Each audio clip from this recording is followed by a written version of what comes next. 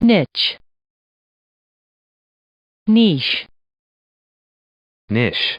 There's always a lot of debate surrounding Ashes of Creation, but one area where we don't seem to see a lot of debate is whether or not Ashes will be a niche MMO or not. I even think a lot of the diehard supporters constantly make comments that suggest this might be a niche product.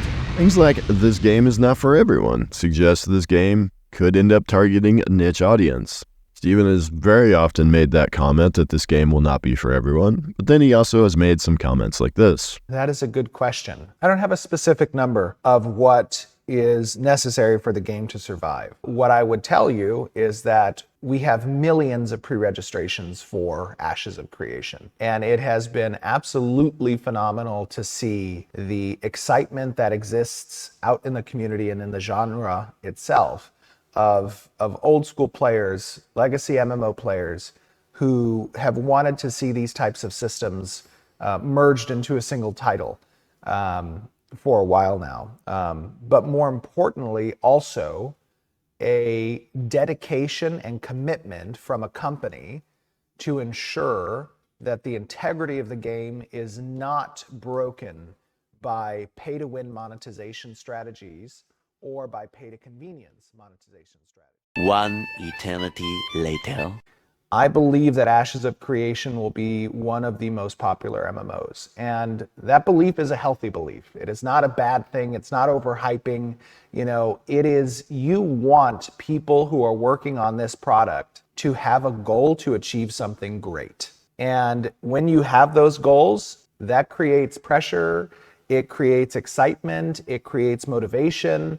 All of those things are ingredients in the recipe for success. So that's something that's an important and healthy thing to have. In addition to comments like this, conducting multiple interviews with some of the largest streamers and drumming up unreal levels of hype suggests that at a very minimum there will be a tremendous amount of interest at launch, much more than a niche MMO would typically garner. And there are numbers to back this up. Setting a Kickstarter record for being the most funded MMO also doesn't suggest niche MMO to me. In addition, Intrepid has also stated that they have over 100,000 people who have purchased Alpha 2 packages. At a $250 price point, that is an impressive amount of packs sold. And keep in mind the 100,000 number for Alpha 2 packs was announced in January of 2023. It is likely much higher by now. Again, that doesn't feel all that niche to me. Now, I know hype and launch numbers don't mean an MMO will be a long-term success and not ultimately end up being a niche MMO. Lost Ark and New World are recent examples of MMOs that had huge launches and were only able to retain a small percentage of players longer term. One thing we can be almost assured of with Ashes is that we'll likely have a huge fall off in player numbers after the launch hype dies down. Almost every MMO launch sees that, but the key is what happens longer term. Can Ashes buck the trend and see steady player growth after that initial fall off? The key to retaining players and growing after the launch hype dies is to learn from the past mistakes of every single MMO launch post-WoW. To me, the following are some of the biggest issues most MMOs have had. Number 1, an extremely bad launch. Bugs, exploits, server wipes, crazy long queues. No MMO launch is ever perfect, but some have certainly been much worse than others. Bad monetization. This is fairly self-explanatory, but predatory monetization has been commonplace with a lot of MMOs and contributed to their downfall. Number 3, the MMO is not different enough. Too many MMOs tried to almost directly copy WoW. The problem with that is it is very hard to create a better version of a product that has existed for 20 years in terms of polish and features. Number 4, not nearly enough content at launch. This again is part of the WoW effect. MMO players have min-maxed their gameplay to an extreme. It is a huge challenge to launch with enough content to last until the first major content patch hits. This is fairly self-explanatory, but some MMOs are just too niche from a systems perspective. Number 6, bad timing. There was a gold rush period for MMOs where a ton of them launched all within a few years. Some of them were great, but they got drowned out by the competition.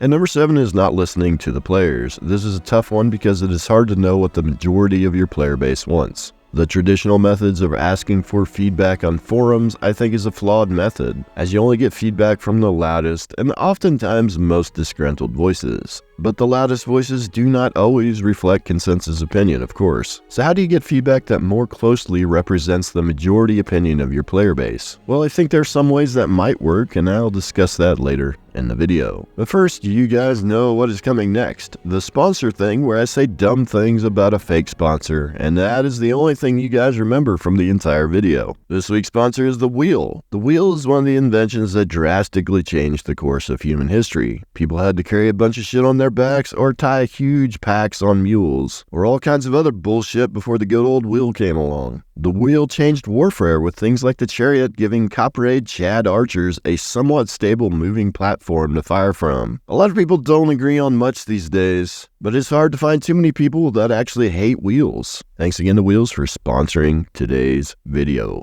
Now let's get back to more wild guesses about the future of this project that are probably completely wrong. So I listed 7 things that I think have contributed to the downfall of a lot of MMOs in the last 20 years. The question now is, will Ashes address these issues? First, can Ashes avoid a bad launch? Well, Ashes is going to be in Alpha 2 testing for probably a bare minimum of 3 years, and as long as 4 to 5 years, in my opinion. Some people think it'll be a lot less than that. I tend to think the game has a lot longer to go in development, and it might take another 4 to 5 years to finish the game. With that amount of testing, the chances of them finding more bugs and other potential launch issues I think is pretty high. So we can't know for sure, but I think they're on track to have a better launch than the average MMO has had in a long time. As for bad monetization, Ashes is going with a sub-only model with no box cost and no pay to win, so I'm not concerned at all about the monetization of the game. As for Ashes not being different enough, or in other words, just being a carbon copy WoW clone, that is not at all an issue for Ashes. This MMO is drastically different from WoW and really all MMOs except a few. Only a few MMOs compare, such as ArcAge, but Ashes still has considerable differences from even ArcAge. How about not enough content at launch? Well, on paper, if Intrepid can pull off the massive scope of this project and get all the planned content in at launch, then I don't think content will be an issue. But I honestly think that could be a big if. And it would not surprise me if some of the planned features don't make it in at launch. But even if that is the case, this game will still be massive even if they trim some of it. In addition to things like that, things like leveling and progression in the crafting professions are not something that is intended to happen in a short amount of time. Getting the max level is said to take 45 days if a player plays 4 to 6 hours per day. So that alone is in essence a time gate that prevents people from running out of content too quickly. What about the overall systems in the game being too niche? Well, I suppose everyone has their own definition of what makes an MMO niche. For some, if the game is not a direct copy of WoW, it's niche. But I disagree with that. I think MMOs can stray pretty far from the WoW model and still end up becoming mainstream and not niche. And the reason I say that is we haven't had a big sample size of MMO launches, especially in the last 10 years, at least not AAA quality MMOs. So it is hard to say that we have enough data to know whether the WoW model is the only model that can go mainstream. Of the MMOs that launched that did not follow the WoW model, the vast majority of them did not have adequate funding to be considered a serious attempt. But if we're looking at MMOs that have succeeded in the last 20 years and not just been left with a niche audience after the initial hype cycle, what traits did they all share? Well, most of them were on existing IPs. MMOs made on new IPs have mostly struggled. Correlation does not equal causation, but it is hard to deny that a new IP is hard to pull off for a new MMO. And for that, Ashes of course has a huge challenge on their hands. The majority of people have likely not yet bought into the lore and world of Ashes. There will be those that play the MMO even if they are not MMO players just because they are familiar with the world from previous games, books, or movies, like was the case for WoW, Lord of the Rings, and Star Wars The Old Republic. So for this, Intrepid is going to have to balance not wanting to spoil the lore of the game before launch with getting people more interested in the lore and world before launch. There probably is not much Intrepid can do here. They will just have to compensate in other areas to make up for this deficiency. Next, some of the systems end up being too hardcore for the masses. Now I know some are going to say Ashes is clearly too hardcore and will not have enough for casual players. Some are going to say the always on PvP is too hardcore for this game to ever achieve mass appeal. I'm not going to sit here and tell you that I know for sure whether that is true or not, but what I can say is this MMO is highly complex. There are a lot of systems, some of which on paper could be very friendly to casual players. For example, we've learned a lot about the story arc systems recently, and the way they have described story arcs, they seem very casual friendly to me with plenty of time to complete them, and the rewards for completing them not being top end suggests to me that they will not be the hardest content in the game. Then you have religious and social organization progression. We don't know all the details of these systems, but what we do know sounds fairly casual friendly. Artisan progression will take a lot of time, but a casual focused player can progress there at their own pace, just as they can their character level. With so many systems in Ashes, I think there will be at least some that are casual friendly, if not many. Now the big one that some of you have been waiting for me to comment on, the always on PvP. For a lot of people, their experience with always on PvP is in MMOs that had no penalties for gankers. The most popular MMO, WoW, when it still had PvP servers, had zero penalty at all for gankers. Or look at much more hardcore PvP MMOs where they had no penalty for gankers and they were full loot games. Games like Darkfall Online or Mortal Online were like this. Ashes is not nearly as hardcore as those games. If you die in PvP, you will drop a percentage of your gatherable materials, but never finished items, whether they are equipped or not. There is a way one could drop finished items, and that is if they gank the unwilling and become corrupted. Outside of that, you won't drop gear. Becoming corrupted by killing those who do not fight back in PvP incurs a massive penalty, so the PvP is potentially not nearly as hardcore as many think it is. Now, will the PvE side be too hardcore? It's hard to say, of course, but previous MMOs with similar systems did not have overly hardcore PvE, at least in my opinion. So as a whole, are the systems in Ashes too niched? As always, there are probably many on both sides that are convinced that it is or it isn't. I personally don't know yet, but with as many systems as there are, I think we could see a game that has systems for multiple playstyles. Next, something that has doomed a lot of MMOs is bad timing, or releasing at a time when competition is at its highest. That really, to me, right now, is not a problem for Ashes, with quality MMO releases being pretty few and far between these days. And the final thing on my list is the developers not listening to feedback. Intrepid has been taking feedback on the game for years, without players even being able to play the game for most of that time. But is that feedback representative of what most people want, or is it representative of what the loudest people want? Well, right now, they mostly take feedback in their Discord and their forums. They also take feedback from YouTube comments and some other sources.